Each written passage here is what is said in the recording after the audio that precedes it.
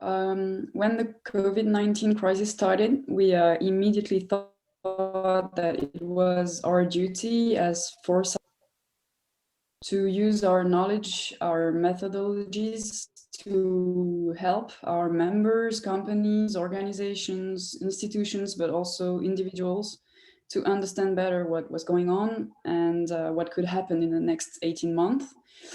It is very unusual for foresight to work on such short-term issues. We are used to look much further in the future with 5 to 20 years horizons. But in that case, we figured that the crisis was shaking so brutally our society that uncertainties for the near future were high in all domains, public health, of course, but also social, economic, politics, geopolitics, etc. And therefore, we figured that we could use our foresight tools to draw scenarios and give some key orientations for the end of 2021, which appeared as doing something, and it was much better than doing nothing.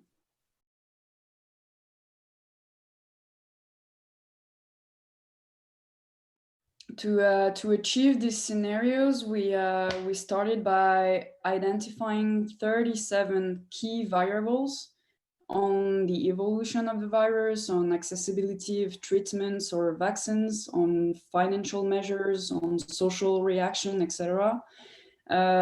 These variables appear to us as the most important for the future of the COVID crisis and its consequences. After that, we documented all these variables by reading and analyzing media's research papers, experts' opinion. And these variables allowed us to enlighten trends and uncertainties on which we have built a hypothesis of possible evolutions. Then we have gathered this hypothesis into 11 contrasted scenarios at a world, Europe, and France scale. We have published the first version of our work as soon as mid-March 2020, and since then we have continuously followed the ongoing evolutions on these topics, which allowed us to actualize our variables and thus our scenarios. The last publication of all scenarios was made in June. But since then, we have been pursuing our work and trying to analyze the probability of our scenarios depending on different events happening in the last month.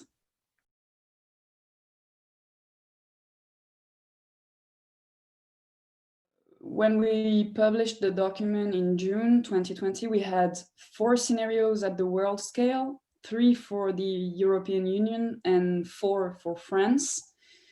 Now that we are approaching winter and that several events like the US presidential elections have happened, we may say that at the end of 2021 horizon, our worst case scenarios appear as the less likely, which is quite a good news.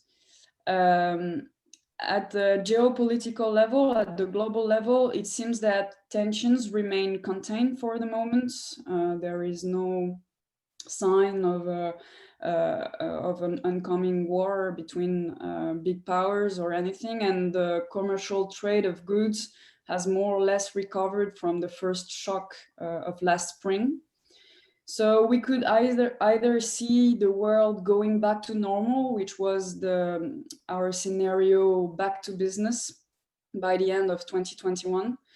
Yet the option of a more and more fragmented international landscape remains on the table. At least this is what we're thinking. It was our multipolar world scenario where regional powers could leverage this situation of global instability to enhance their influence on their neighbors and maybe challenge international organizations' leadership.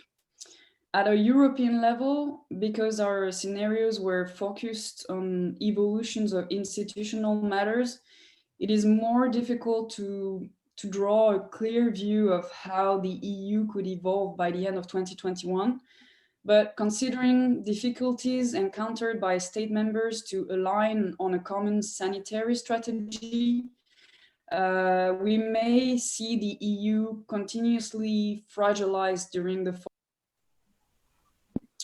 And for France, although the country doesn't seem to be falling into dislocation, which was our worst case scenario, we are very concerned by the consequences of the economic crisis and the rise of social tensions that we are seeing now. The virus is still circulating in the population. So France does appear, at least on a razor wire, which was our main scenario. The government is constantly trying to find a balance between socio-economic stability and public health. But in the next month, we think the country could also fall into great depressions, which was one of our scenario where we could see happening a highly degraded social, economical, and political atmosphere.